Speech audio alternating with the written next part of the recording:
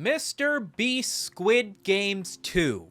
I know that sounds like me just stuffing a bunch of popular keywords into the title of a video to get as many clicks as possible, but that's actually what we're talking about today. Several years ago, I made a video talking about Squirt Game. I mean Squirt Game. I mean Squid Game, the ever-popular Netflix show that showcased a bunch of desperate individuals who would partake in death games, children's games that if you failed, you would be eliminated in the literal sense, and provided a ton of social commentary, both on the desperation of the individuals from these impoverished parts in tremendous amounts of debt, but also a little bit on social issues like political affiliations and the reason that these people were so desperate for the money that they so desperately needed. At the end of that video, I also took the time to touch on Mr. Beast, who recreated all of the games from the Squid Game show without any of the social commentary or drama, basically taking just the game show aspect of what was a much more complicated TV show to go on to garner over 600 million views, and at this point in time,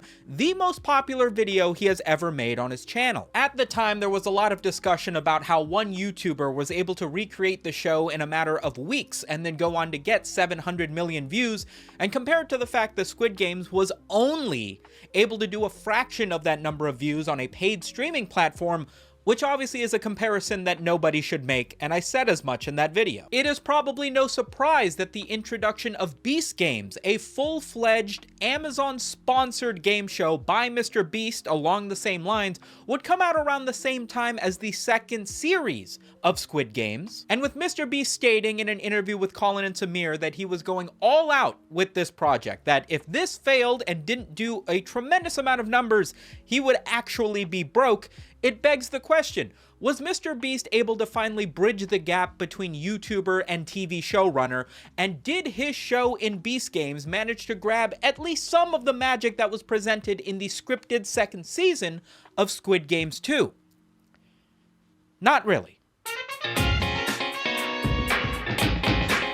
That's a lot of nuts! Let's take a second to break down everything that we're talking about here in case you've been living under a rock. Squid Game is a tremendously popular show that aired on Netflix a few years ago, and it depicted an individual who had to partake in a series of death games alongside 455 other players.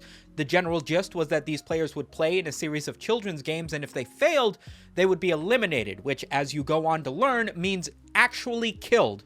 And the last remaining group of whomevers would split a prize pool of 45 billion won, the equivalent at the time of about $38 million. After each one of these games, all of the contestants were given the opportunity to vote as to whether they wanted to keep playing or go home, and eventually they decided to go home, only to realize that none of these guys had any means to get out of the crazy amount of debt that they were in. And so the vast majority of them end up joining back into the death games, realizing that there is no life for them outside of this if they don't leave with the money. The show goes on to depict a ton of gruesome deaths, as well as a weird amount of childhood whimsy in the games that they're playing. It's a real yin-yang thing going on, and we go on to learn a lot about and start to care about some of these characters. Some of them are there because of gambling debts and issues that are their own faults. A lot of them are there to try to support their families because they had been fired and had taken on debt from the mafia or the mob, or they had just incurred a ton of medical debt that they wouldn't be able to pay off, and so this felt like the best issue for them. The show was great.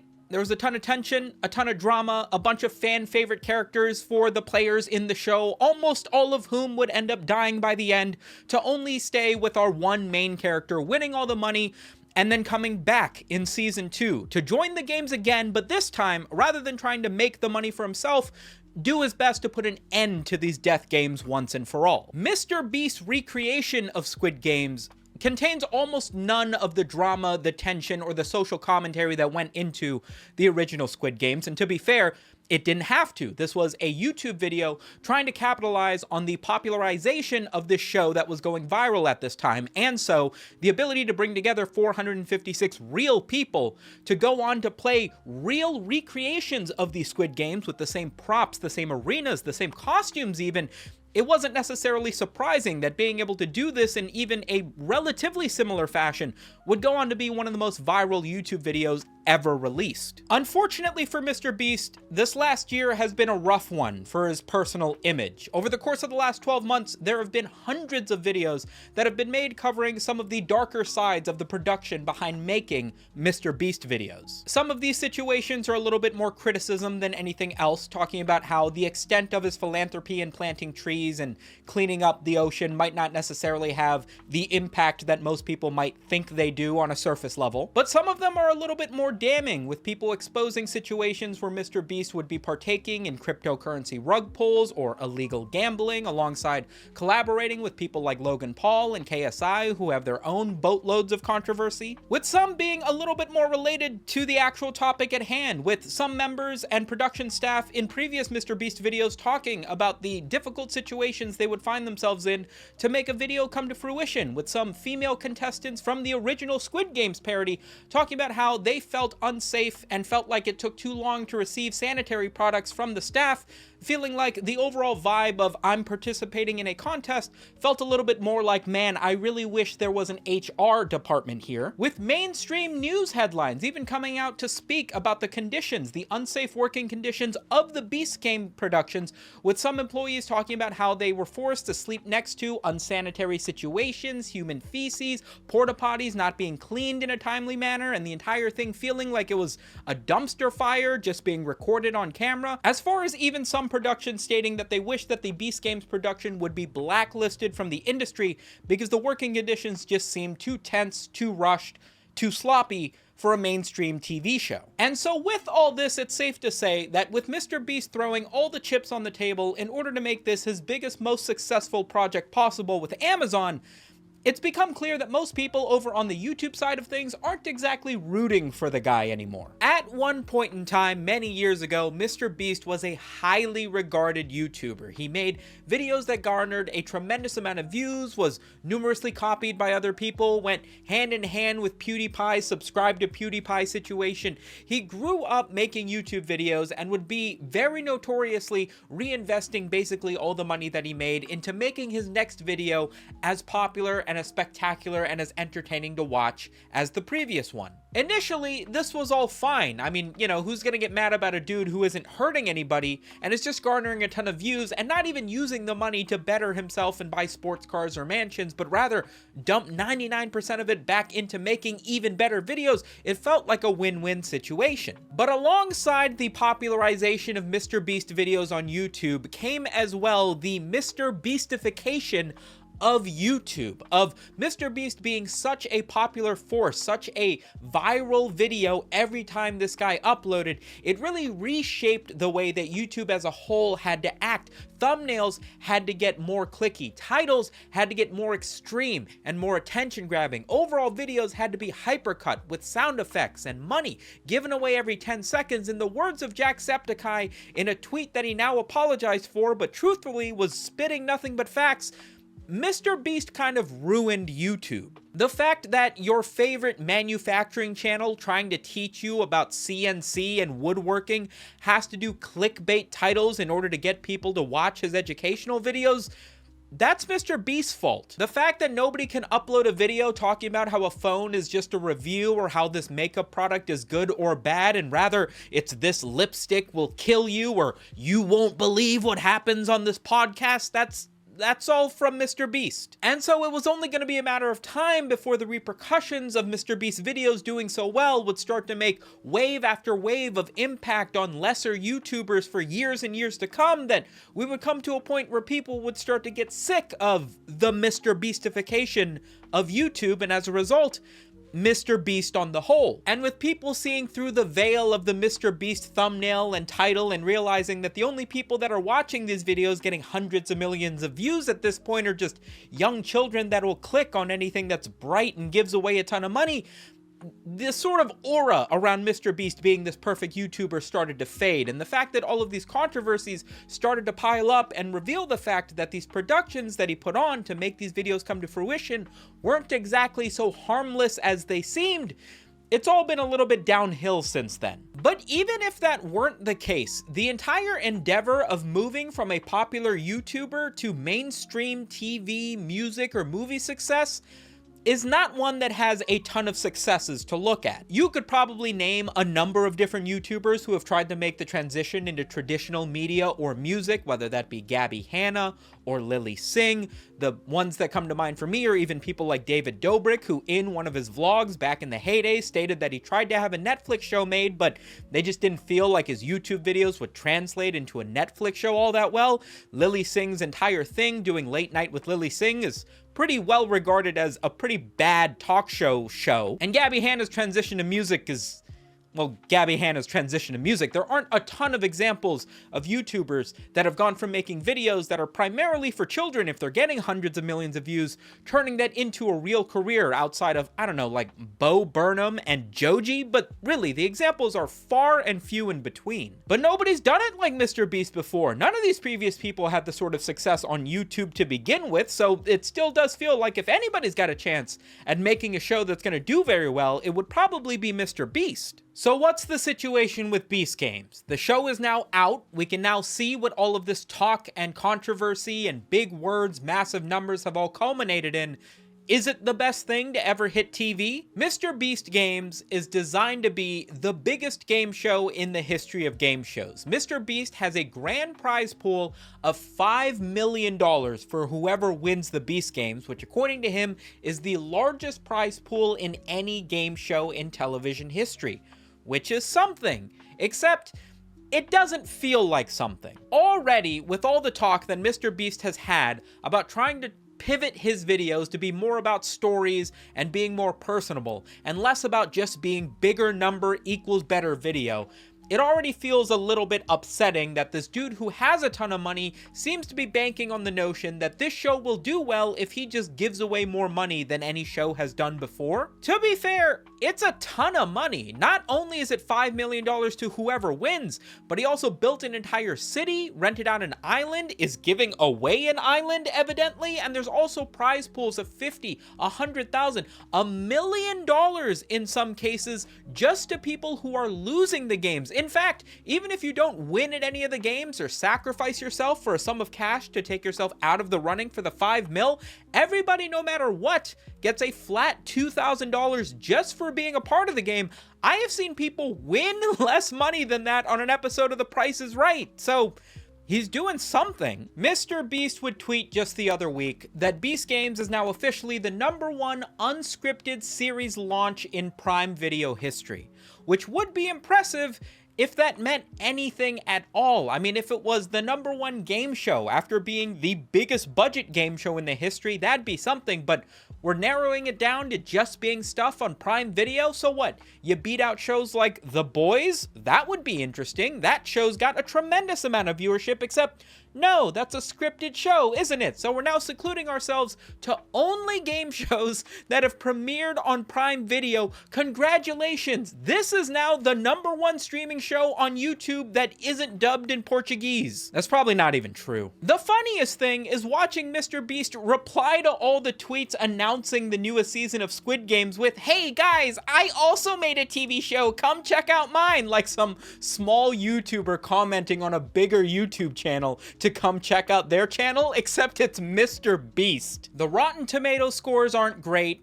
People on Metacritic are saying it aren't great. People all over the internet are talking about how the show isn't fantastic. And after watching the first 4 or 5 episodes of the show that have been released as of last week, I share a lot of the same sentiment, although I don't think the show itself is inherently bad. If this was just a thing that was made without any preconceived thresholds of quality or what to be expected out of it, I don't think it's bad. I do think it is a huge waste of money. First and foremost, this is a show that is premiering on Amazon streaming. It's a 10-episode show with an episode 0 being released on Mr. Beast's main YouTube channel.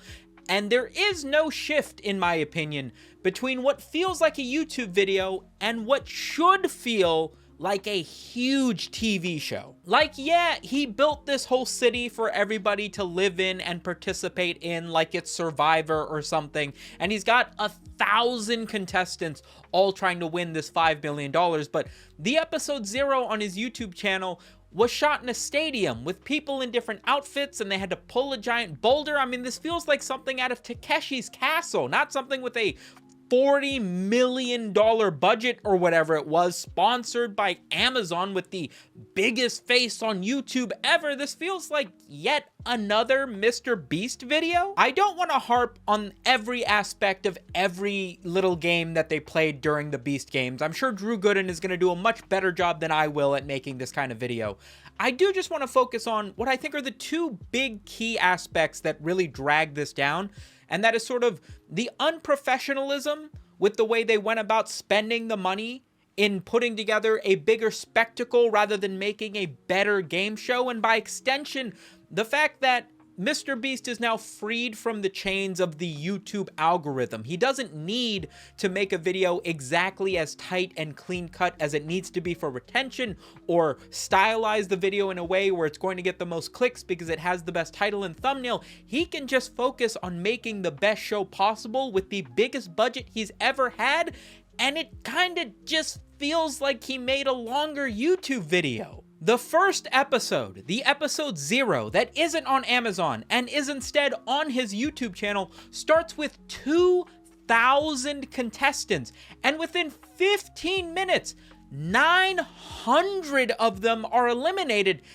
Like, the first challenge was just to pull a giant boulder. Within 10 minutes, 300 people were out of the game. The next challenge was just to run over a line and grab a flag in different increments.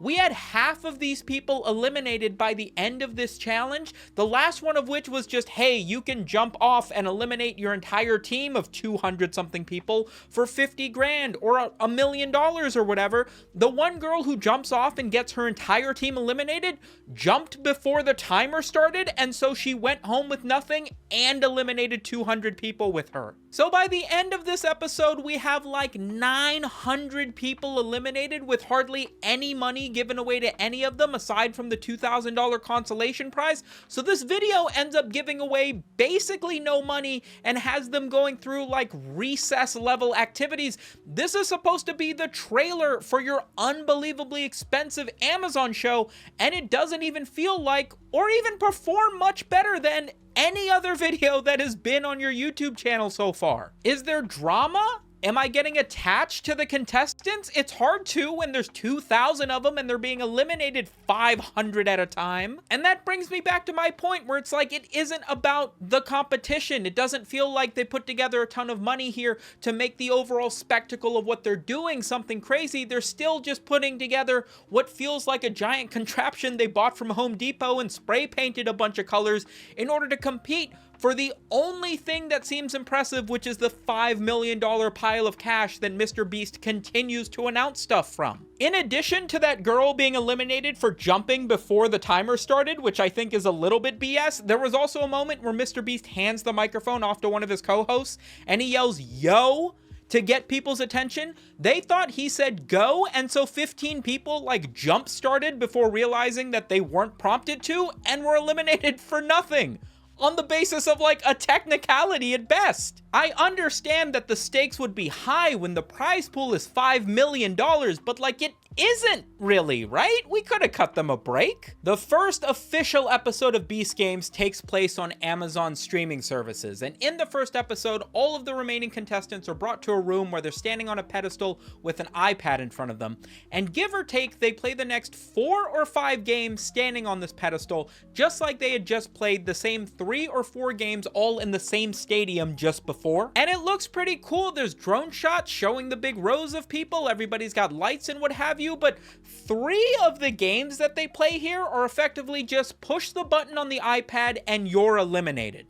And it becomes, or at least it's supposed to be, this tense moment of like, who's gonna go home? And if not enough people do it, then your entire row is eliminated. And they do like 3 separate instances of this where they say, this way your row's gonna be eliminated, this way your row's gonna be eliminated. So either one person goes, or all 5 or all 20 of you are eliminated at the same time, which on the whole, it feels a little bit new and different, right? It's a little bit of a psychological factor. Are these people gonna come together to do this thing, or are they all going to be eliminated due to their own hubris? But if you take a little bit of a step back, it feels a little bit silly. One of the challenges is for them to stack up a thing of shapes and try to get it to stay till the end of the thing. Like, the games they're playing cost nothing. It feels like they spent all the money on making the set and get 100 or 1,000 cameras to cover everybody recording and doing this thing, and then the actual implementation of what they have to do in these early episodes is the equivalent of, again, it's like recess games. It's basically nothing. You could make the argument that the psychological aspect of having to choose to give yourself up for the betterment of strangers or your entire row being eliminated is novel and new,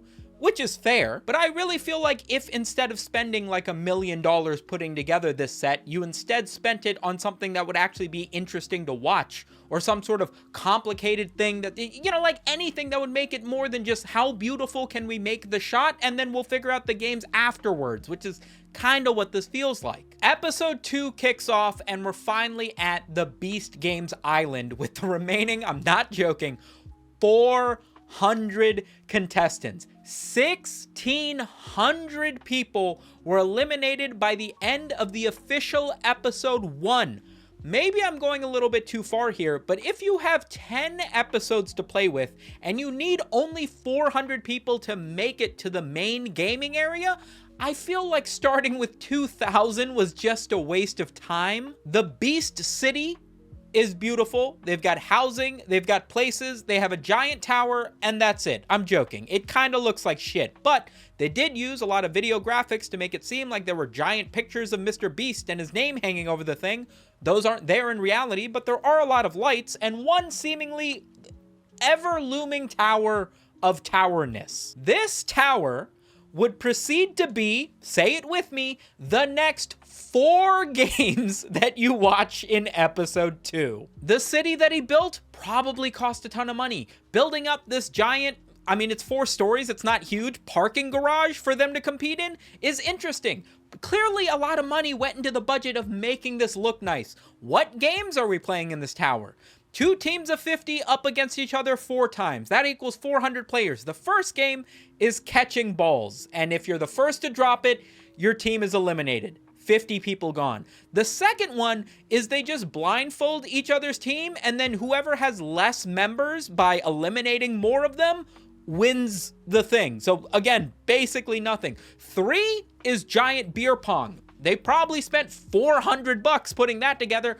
Level 4 is trivia. You spent God knows how much money putting together the arena for them to compete in. You couldn't buy some board games or something? I got games 2 and 3 mixed up there, but you get the gist of the thing. Also, I lied. They play 5 games on this tower, but this last one is actually the coolest of the bunch. Of the 4 teams of 100 people or whatever it is, they have to nominate 1 captain. All 4 of the captains go to the top of the tower with an increasing amount of money on a screen behind them, and if at any point one of them chooses to hit the button in front of them, they receive the amount of money for themselves. They are not eliminated from the game, but their entire team of 100 who trusted them to go up there to represent them is eliminated from the game. And I want to give credit to this, I really do, because it seems like a great little psychological thing that the screen would ramp up to $1 million and all 4 of these team captains